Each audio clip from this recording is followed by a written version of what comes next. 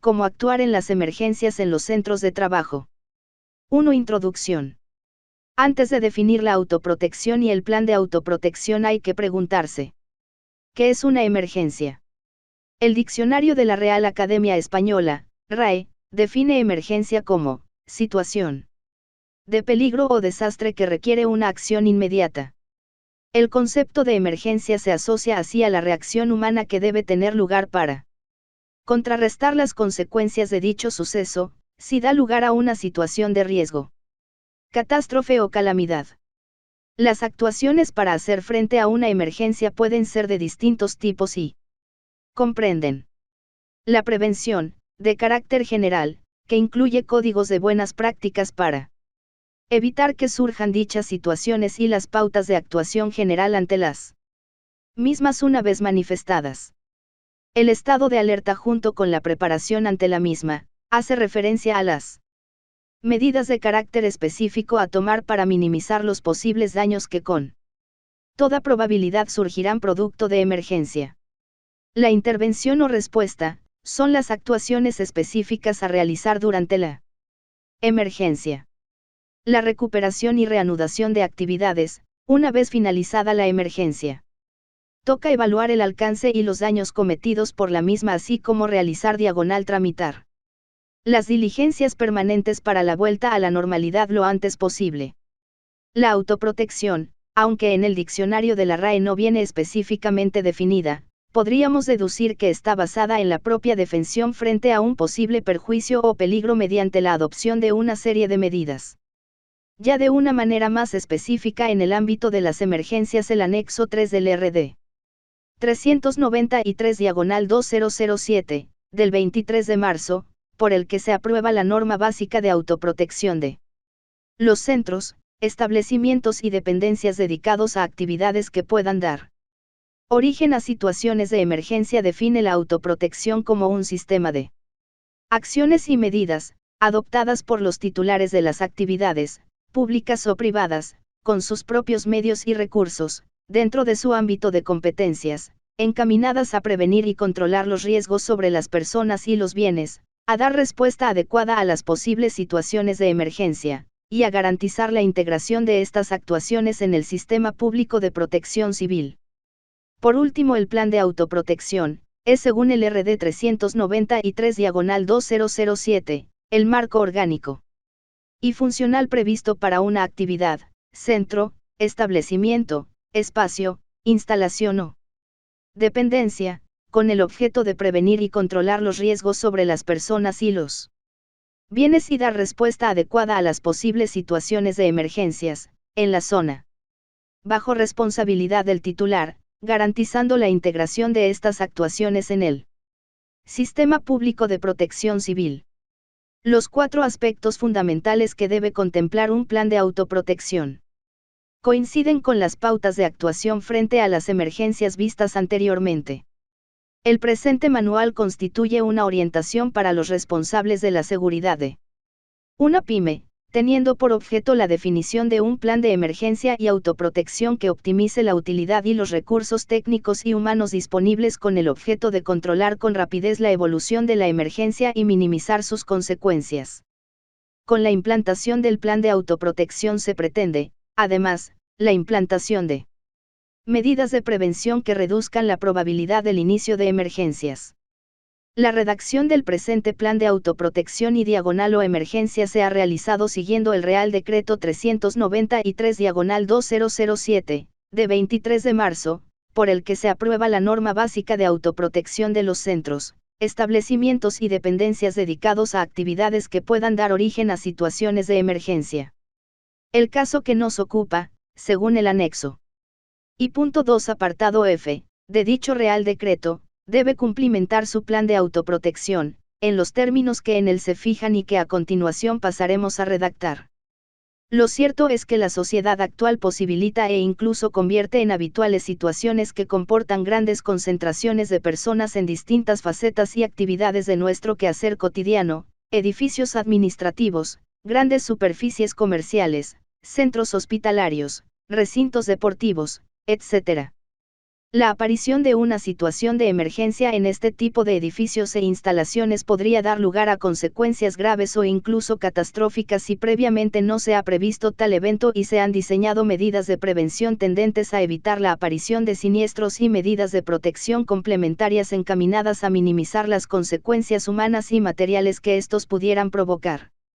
El conjunto de medidas de protección previstas y diagonal o implantadas, así como la secuencia de actuaciones a realizar ante la aparición de un siniestro deben estar normalizadas por escrito y ser conocidas por todas aquellas personas que puedan verse afectadas. Al documento que compila todo ello lo denominamos plan de emergencia. 1.1 ¿Qué es un plan de emergencia?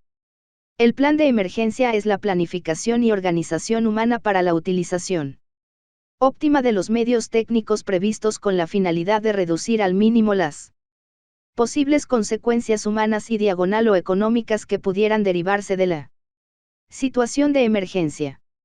De la definición se desprende que el plan de emergencia persigue optimizar los recursos disponibles, por lo que su implantación implica haber dotado previamente al edificio de la infraestructura de medios materiales o técnicos necesarios en función de las características propias del edificio y de la actividad que en el mismo se realiza. Ello a su vez comporta haber previamente realizado una identificación y análisis de los riesgos o deficiencias del edificio, imprescindible para conocer la dotación de medios de protección que se precisan en el mismo. Solo en este momento, cuando el edificio está correctamente equipado, cabe hablar de la implantación de un plan de emergencia si queremos tener la certeza de que éste será operativo y eficaz. En caso contrario, dispondremos de un documento más o menos correcto, pero ineficaz en su puesta en práctica.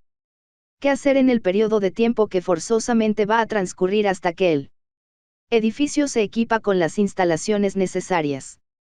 En ese periodo, el plan de emergencia que debe existir aunque sea con carácter de provisionalidad, debe contemplar tal situación y adecuarse a tales carencias, de modo que las actuaciones que en el mismo se prevean se adecuen a lo que se pueda hacer en función de lo que se cuenta y en qué condiciones. 1.2 Objetivos. Los objetivos que se pretenden con la redacción del presente plan son: conocer el edificio y sus instalaciones identificando y evaluando los posibles riesgos, la peligrosidad de sus distintos sectores, así como los medios de protección disponibles. Garantizar la fiabilidad de todos los medios de evacuación y protección, así como de las instalaciones generales. Prevenir las causas de la emergencia, así como estudiar las acciones a tomar en caso que éstas ocurran. Disponer de personas organizadas, formadas y adiestradas que garanticen rapidez y eficacia en las acciones a emprender para el control de las emergencias. Tener informados a todos los ocupantes del edificio de cómo deben actuar ante una emergencia y en condiciones normales adoptar medidas para su prevención. Conocer las instalaciones del centro de trabajo, continente y contenido, la peligrosidad de los distintos sectores y los medios de protección disponibles, así como las carencias y necesidades que deben ser atendidas prioritariamente. Garantizar la fiabilidad de todos los medios de protección contra incendios y las instalaciones generales. Evitar o minimizar las causas origen de las emergencias. Disponer de los mecanismos necesarios para cumplir con lo establecido en el Real Decreto 171/2004, de 30 de enero, por el que se desarrolla el artículo 24 de la Ley 31/1995, de 8 de noviembre, de prevención de riesgos laborales, en materia de coordinación de actividades empresariales en materia de medidas de emergencia. La planificación organizada de los medios disponibles, establecida en las medidas de emergencia, tiene como objeto establecer la secuencia de actuaciones y las medidas a adoptar ante las posibles situaciones de emergencia que pudieran presentarse.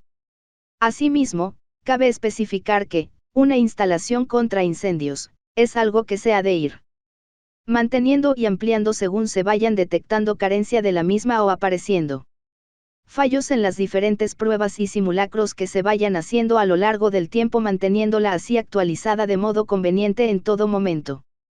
El presente plan de autoprotección y diagonal o emergencia se redacta para el conocimiento por parte de los responsables de la seguridad de la pequeña y diagonal o mediana empresa y con el fin de ofrecer una información exhaustiva a los servicios públicos de extinción y a los servicios de protección civil. Estas dos entidades deberán tener copia del mismo. El objetivo principal del plan de emergencia es la eficacia frente a los casos de emergencias. La máxima eficacia se consigue reduciendo al máximo la probabilidad de que se presente una emergencia. Pero como ello nunca puede garantizarse al 100%, el objetivo de optimizar la eficacia requiere a su vez que, si llega a producirse una situación de emergencia, se consigan los siguientes objetivos. El plan de que se dispone sea totalmente operativo. Los medios contra emergencias sean los adecuados. Las condiciones constructivas impidan la propagación de la emergencia, y garantice la rápida puesta a salvo de las personas. Para ello habrá que realizar las siguientes actuaciones.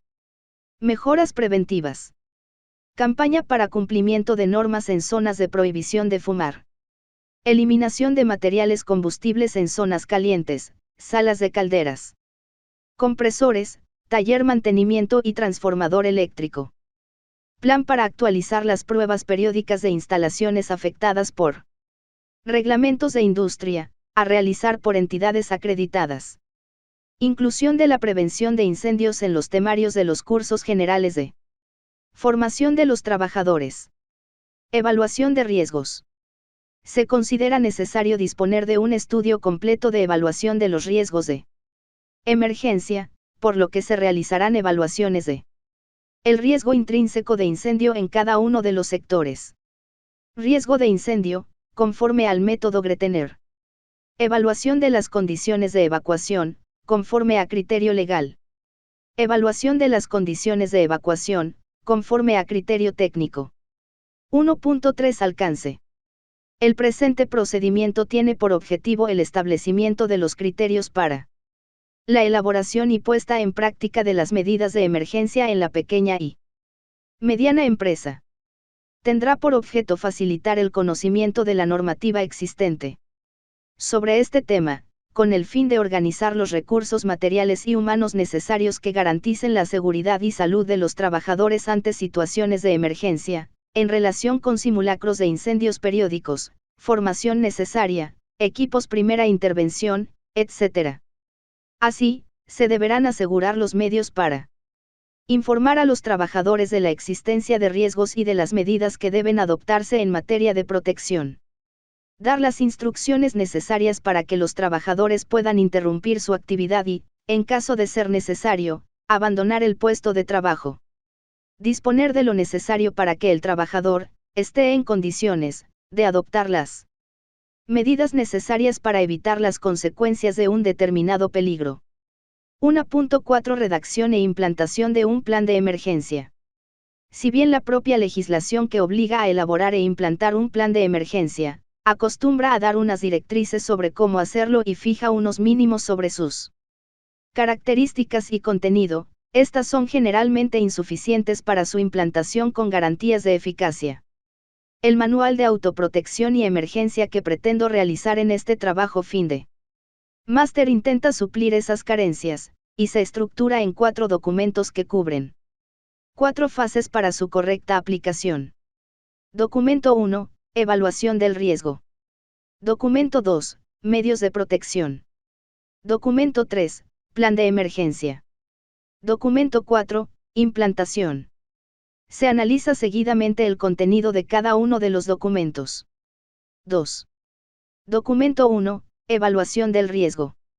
2.1 Conceptos de riesgo y vulnerabilidad en las industrias que utilizan productos peligrosos. En un contexto general, riesgo se define como la probabilidad de ocurrencia de un daño determinado sobre la salud humana, los bienes materiales o el medio ambiente, como consecuencia de la exposición a un peligro, debido a un producto químico, una tecnología, un accidente natural. Aplicada a esta actividad, se entiende por riesgo la probabilidad de que se produzca un efecto dañino específico en un periodo de tiempo determinado o en circunstancias determinadas. Los conceptos de probabilidad y daño expresados factorialmente definen el concepto matemático de riesgo. Riesgo igual a probabilidad, frecuencia, X daño, consecuencia. Una forma generalizada de expresar ambos factores se lleva a cabo para el primero, mediante el número de fallos esperados, que dará origen al accidente postulado, en la unidad de tiempo, y la estimación del número de víctimas que se producirían en cada evento para el segundo. El producto de ambos proporciona el número de víctimas en la unidad de tiempo elegida. Generalmente un año. Por otra parte, se entiende por análisis del riesgo el uso de la información disponible para identificar los peligros existentes y estimar el nivel de riesgo presente. Por evaluación de riesgo se entiende el proceso por el cual se juzga la aceptabilidad o no del riesgo estimado. En el ámbito aquí considerado, el objetivo último de los análisis de riesgos es la prevención de la ocurrencia o, si ocurre el accidente, la mitigación de los efectos. Los estudios de análisis de riesgos tienen una serie de utilidades que dependerán del grado de profundidad de los mismos. Entre estas podemos destacar las siguientes. Informan acerca de los accidentes graves que podrían presentarse. Permite planificar e implantar medios de prevención no establecidos en el diseño original de la instalación. Informan acerca de las carencias en materia de elementos de detección y diagonal o alarmas. Orientan sobre las necesidades de las instalaciones fijas de protección y de los equipos de protección individual. La conveniencia de planificar las emergencias exteriores y sus interfaces con los planes de emergencia interior. La necesidad de disponer de sistemas de protección para las poblaciones vulnerables del entorno. Aportan la información necesaria para la planificación de las emergencias y para el establecimiento de los medios materiales y humanos necesarios para el equipo de primera intervención en caso de accidente. Las posibilidades de que se presente el efecto dominó en el propio establecimiento. Y diagonal o sobre instalaciones situadas en establecimientos vecinos. La necesidad de tener personal con la responsabilidad y la formación necesaria para llevar a cabo labores de comunicación en caso de crisis. La conveniencia de establecer pactos de ayuda mutua con los establecimientos del entorno. Los criterios para la planificación y realización de simulacros con intervención de ayuda externa. Los criterios para la ordenación del uso del territorio. Conviene que el análisis y evaluación de riesgos lo efectúe un equipo multidisciplinar, especializado en cada uno de los aspectos que intervienen en el diseño, construcción y operación de la instalación, coordinados por un experto en seguridad, preferentemente externo a la empresa. 2.2 La identificación del riesgo en los establecimientos afectados por el nivel superior del RD 1254/1999 de 16 de julio, por el que se aprueban medidas de control de los riesgos inherentes a los accidentes graves en los que intervengan sustancias peligrosas. La identificación del riesgo en los establecimientos en los que estén presentes sustancias peligrosas en cantidades iguales o superiores a las especificadas en la columna 3 de las partes 1 y 2 del anexo I del Real Decreto 1254/99 debe ser llevada a cabo por el propio empresario, que han de elaborar un documento, denominado Informe de Seguridad, donde se demuestre que se han identificado y evaluado los riesgos de accidentes. Esta obligación se establece en el artículo 9 del RD 1254/99. Artículo 9. Informe de seguridad. 1. Los industriales de establecimientos en los que estén presentes sustancias peligrosas en cantidades iguales o superiores a las especificadas en la columna 3 de las partes 1 y 2 del anexo I están obligados a elaborar un informe de seguridad, que tenga por objeto b. Demostrar que se han identificado y evaluado los riesgos de accidentes, con especial rigor en los casos en los que estos puedan generar consecuencias graves, y que se han tomado las medidas necesarias para prevenirlos y para limitar sus consecuencias para las personas, los bienes y el medio ambiente. Por otro lado, los industriales deben elaborar el documento Política de Prevención de Accidentes Graves, artículo 7 del RD 1254/99, donde se especifica que esta política deberá abarcar y reflejar los objetivos o principios de actuación generales, relativos a b. Identificación y evaluación de los riesgos de accidente grave. Incidentes y posibles emergencias, fallos del sistema de gestión de seguridad. 2.3 Análisis de riesgo. En este último apartado, análisis del riesgo, es donde el industrial ha de identificar y evaluar los riesgos de accidentes de su establecimiento. Los objetivos del análisis del riesgo son identificar los accidentes graves que puedan ocurrir en el establecimiento, así como el cálculo de las consecuencias y daños producidos por aquellos. De esta forma, quedarán determinados los que pueden ser calificados como accidentes de categorías 2 y 3, según la clasificación recogida en el artículo 1 de esta directriz. El análisis del riesgo presentará expresamente el siguiente contenido. Cuadrado negro pequeño Identificación de peligros de accidentes graves. Cuadrado negro pequeño Cálculo de consecuencias. Zonas de riesgo según valores umbrales. Cuadrado negro pequeño Cálculo de vulnerabilidad. Cuadrado negro pequeño Relación de accidentes graves identificados. Cuadrado negro pequeño Medidas de prevención, control y mitigación. 2.4 Trabajos especiales, trabajos especialmente peligrosos. Y objetivo: garantizar que determinados trabajos que puedan generar riesgos de accidente con consecuencias graves, debido a la intervención en instalaciones o ámbitos peligrosos, se realizan bajo condiciones controladas en una pyme. 2. Alcance.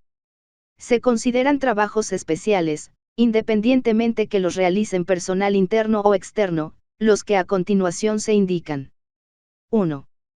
Trabajos en caliente. 2. Trabajos en frío. 3. Entrada en recipientes. 4. Trabajos en altura. 3. Legislación aplicable. Ley 31/1995 de Prevención de Riesgos Laborales. NTP 30, Permisos de Trabajos Especiales.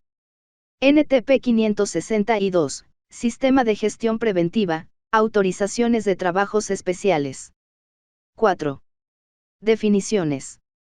Trabajos en caliente, comprenden todas las operaciones con generación de calor. Producción de chispas, llamas o elevadas temperaturas en proximidad de líquidos o gases inflamables, de recipientes que contengan o hayan contenido gases licuados, etc. Por ejemplo, soldadura y oxicorte, emplomado, esmerilado, taladrado, etc. Trabajos en frío, son las operaciones que normalmente se realizan sin generar calor pero que se efectúan en instalaciones por las que circulan o en las que se almacenen fluidos peligrosos. Comprenden trabajos tales como reparaciones en las bombas de trasvase de líquidos corrosivos, sustitución de tuberías, etc. Entrada en recipientes, comprenden todas las operaciones en el interior de depósitos, cisternas, calderas de vapor, fosos y en general todos aquellos espacios confinados en los que la atmósfera pueda no ser respirable o convertirse en irrespirable a raíz del propio trabajo, por falta de oxígeno o por contaminación por productos tóxicos. Trabajos en altura, son aquellos trabajos realizados a una altura superior a 2 metros. Dentro de estos podemos citar entre otros, trabajos en andamios, escaleras, cubiertas, postes, plataformas, vehículos, etc., así como trabajos en profundidad, excavaciones, pozos, etc. Son numerosas las actuaciones que requieren la realización de trabajos en altura tales como tareas de mantenimiento, reparación, construcción, restauración de edificios u obras de arte, montaje de estructuras, limpiezas especiales, etc. V. Desarrollo. Ante la necesidad de realizar trabajos especiales en las instalaciones de una pequeña y mediana empresa se hace necesario realizar una revisión de las instalaciones en las que se van a realizar los trabajos. Una vez realizada la revisión, los resultados de la misma se quedarán reflejados en el formato Permisos para Trabajos Especiales, PTE, dejando Plasmado de forma simple a modo de listado de control la contestación a situaciones de emergencia para los trabajadores y las instalaciones, hasta que no se hayan controlado previamente las condiciones de seguridad que permitan su realización sin riesgos o bajo riesgos controlados y se disponga de la autorización del permiso de trabajo por escrito. Ver anexo 3. Lista de chequeo, checklist, de identificación de riesgos. En almacenes. Muchos de los trabajos de mantenimiento, descritos en el alcance, por sus características peculiares o procedimientos de ejecución pueden implicar la generación de accidentes graves. La causa principal de los mismos tiene su origen en una doble circunstancia. Por un lado, el desconocimiento de los riesgos que ofrecen las instalaciones en el momento de las intervenciones, y por otra parte una falta de coordinación entre los diferentes departamentos implicados, generalmente, de producción y mantenimiento. Esta colaboración entre el responsable de área implicada y el de mantenimiento, se hace necesaria puesto que el responsable de área es quien mejor conoce las condiciones, estado y contenido de las instalaciones y el ejecutor del trabajo especial el que mejor conoce las normas e incompatibilidades del trabajo en cuestión. Además, cabe considerar inconvenientes frecuentes tales como, ambigüedades, insuficiente clarificación de responsabilidades, imposibilidad de instrucciones complementarias o imposición de métodos poco operativos o de difícil cumplimiento, que pueden acontecer en momentos o circunstancias a controlar. Por tanto, antes de acometer la ejecución de un trabajo que requiere autorización, se deberá estudiar y no iniciarlo en tanto los riesgos hayan sido evaluados y no esté amparado por un permiso o autorización en la que, por escrito, se indiquen las condiciones en que debe realizarse y den su conformidad y autorización los responsables correspondientes. Es muy importante que el personal que solicite la autorización de trabajo entienda perfectamente las indicaciones y restricciones establecidas en el mismo y las cumpla rigurosamente. Cuando se extiende una autorización de trabajo, ésta se constituye en instrucción principal y hasta su cancelación es preferente a cualquier otra instrucción, con el fin de evitar confusiones o ambigüedades. Se deberán conocer y cumplir las instrucciones de trabajo establecidas para los trabajos que requieren autorización y las dispongan. La prevención de accidentes depende de una buena comunicación, sobre todo, cuando se procede a cambios de turnos de trabajos considerados especiales debido a que se utilizan sustancias peligrosas o se realizan en instalaciones que por sus características puedan implicar accidentes graves. La autorización de trabajo no exime que el responsable autorizante de la ejecución comunique verbalmente los aspectos de seguridad que considere más relevantes. La autorización que se recogerá documentalmente, debería constar de los siguientes apartados, de conformidad con lo establecido en el anexo 4, ejemplo modelo de permiso de trabajo, trabajos en altura, PT-ta. Fecha, periodo y turno de validez del mismo. Localización del lugar de trabajo. Descripción del trabajo a realizar. Determinación de los riesgos existentes y previsibles. Comprobación de que la instalación o equipo está en condiciones para poder realizar el trabajo. El cuestionario de chequeo que recoge aspectos clave a revisar es de gran ayuda. Normativa, procedimientos e instrucciones a seguir, cuando existan. Equipos de protección colectiva e individual a emplear. Las comprobaciones o ensayos si son necesarios durante la realización del trabajo y su frecuencia. En caso de personal ajeno a la empresa, datos de la empresa contratada y teléfonos de contacto para emergencias. Las personas que autorizan y a las que se autoriza realizar el trabajo. La duración de la autorización de trabajo. Esta deberá ser determinada conjuntamente por los responsables de la autorización. Si durante el transcurso del trabajo cambiaran de manera sustancial las condiciones del mismo o las de las instalaciones intervenidas o la duración del trabajo fuera superior a la prevista, deberá renovarse la autorización. B. Responsabilidades.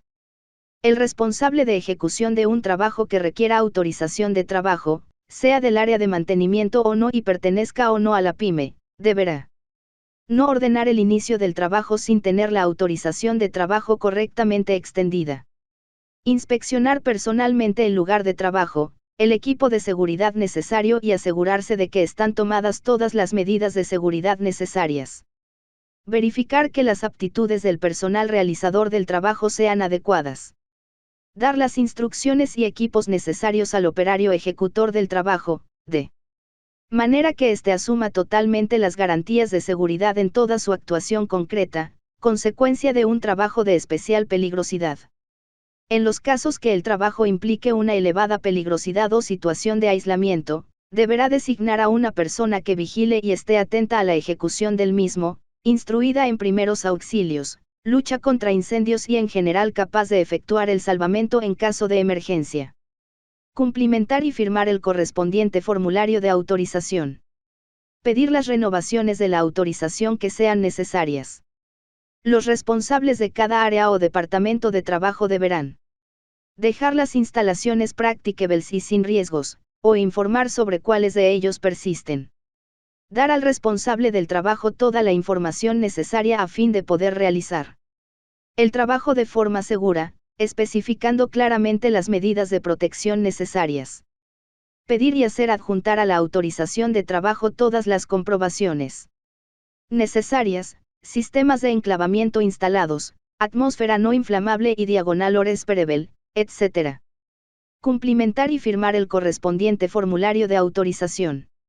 Comprobar que el personal y las medidas de emergencia previstas, evacuación, lucha contra incendios, primeros auxilios, etc., están preparadas para actuar en caso necesario.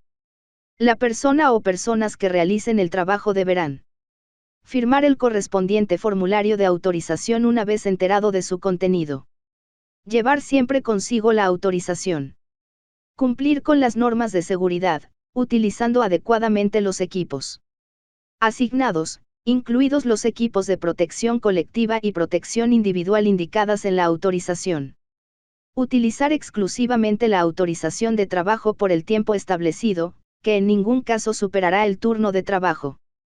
Entregar la autorización a su mando directo responsable una vez finalizado el trabajo.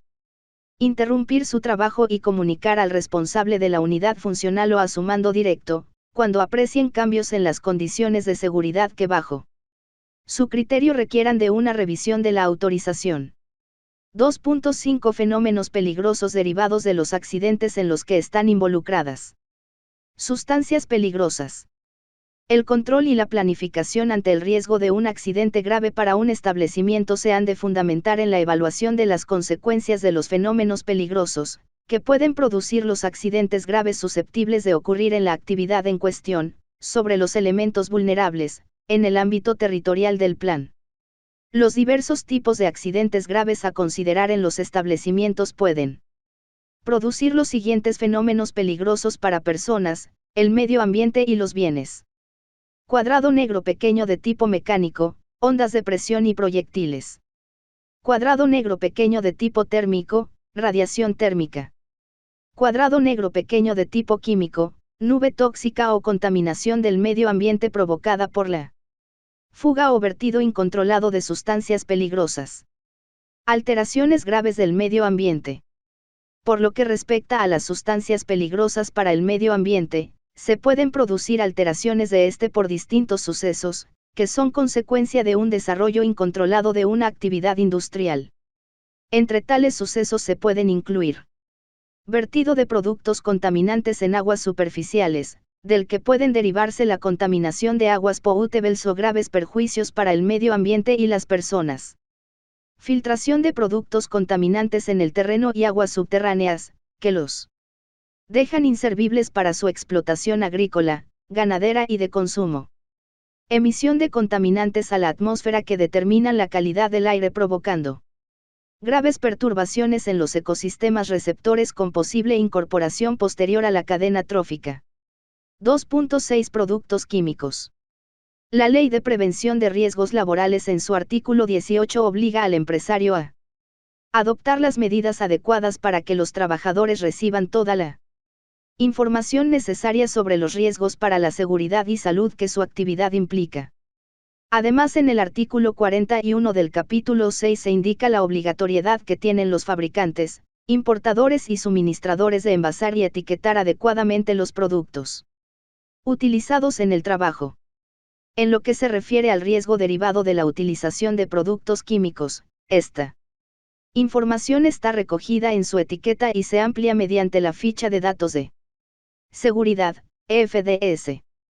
Su contenido está regulado por la legislación sobre comercialización de productos químicos peligrosos en los RRDD 363/1995 y 1078/1993 que obligan a que todo producto químico esté debidamente etiquetado tanto si va destinado al público en general o al usuario profesional, en cuyo caso deberá también disponer de la FDS.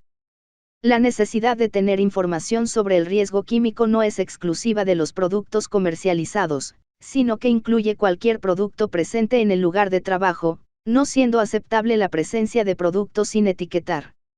Por su parte, disponer de la FDS de los productos utilizados, permite al empresario establecer procedimientos de trabajo seguros y tomar medidas para el control y reducción del riesgo, así como facilitar a los trabajadores información y datos complementarios a los contenidos en la etiqueta. Productos químicos utilizados en la limpieza y desinfección de las líneas embotelladoras y bodega. Se usan como desincrustante el sodio OH y como desinfectante un peróxido. Se realizan limpiezas en el interior de los depósitos, tuberías, filtros, líneas embotelladoras, todo en circuito cerrado mediante bombas. Los productos químicos se dosifican con el dosatron, en el que se indica el porcentaje a utilizar y automáticamente lanza la cantidad de producto adecuada. Las garrafas son de 20 litros. Utilización variada, en función de las necesidades y la naturaleza de los propios productos, pudiendo emplearse como decapantes, desincrustantes, desengrasantes, etc. Efectos sobre la salud. Los efectos de estos productos dependen de su naturaleza y por consiguiente, se tendrán en cuenta los que provocan los productos cáusticos y corrosivos y los que pueden originar los disolventes. Precauciones generales durante su manipulación. En términos generales se tendrán en cuenta las siguientes precauciones. Evitar la inhalación de los vapores y utilizar estos productos en lugares bien ventilados. Cuando no sea posible, se deberá utilizar protección respiratoria provista del adecuado filtro. Cuando se manipulen estos productos, utilizar siempre la protección ocular recomendada, así como la ropa de trabajo adecuada y guantes.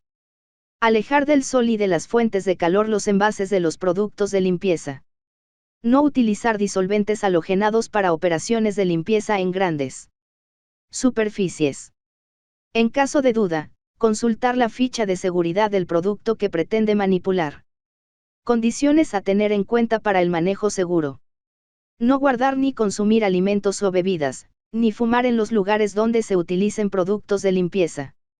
Evitar el contacto con la piel, así como la impregnación de la ropa con estos productos. No reutilizar botellas de agua o contenedores de bebidas, rellenándolos con los productos en cuestión.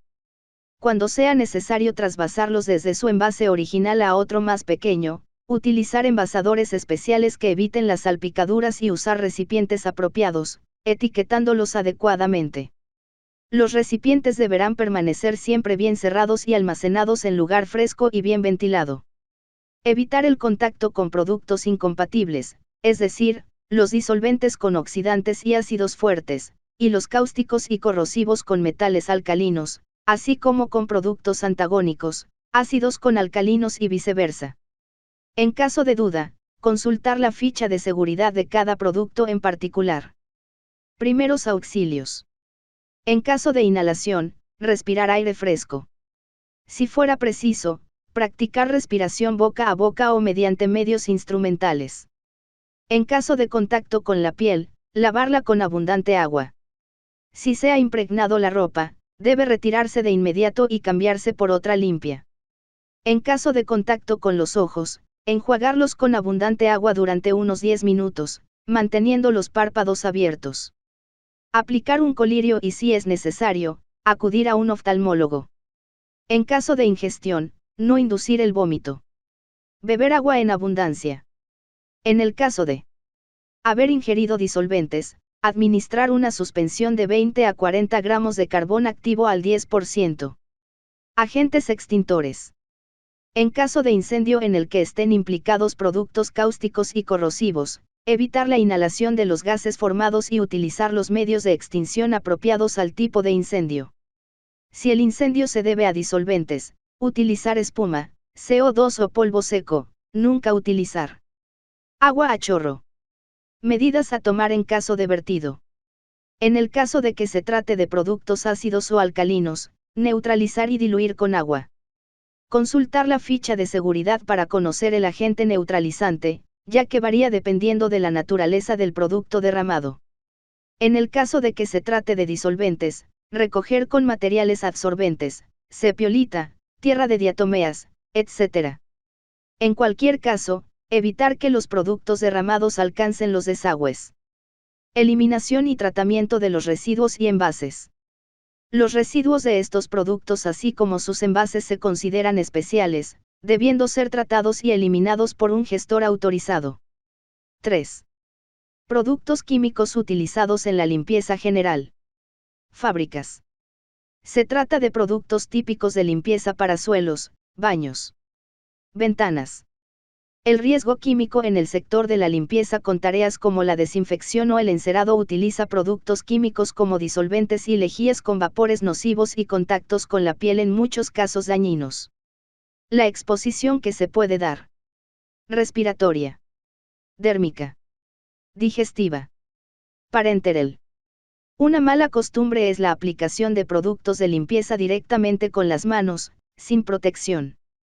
Los componentes nocivos de estas sustancias al entrar en contacto con la piel pueden dar lugar a efectos dañinos como enrojecimientos, quemaduras, reacciones alérgicas o dermatitis. El empresario Diagonal A deberá impartir formación a los usuarios de los productos químicos de limpieza para que puedan conocer todos los riesgos de los productos químicos antes de empezar a usarlos.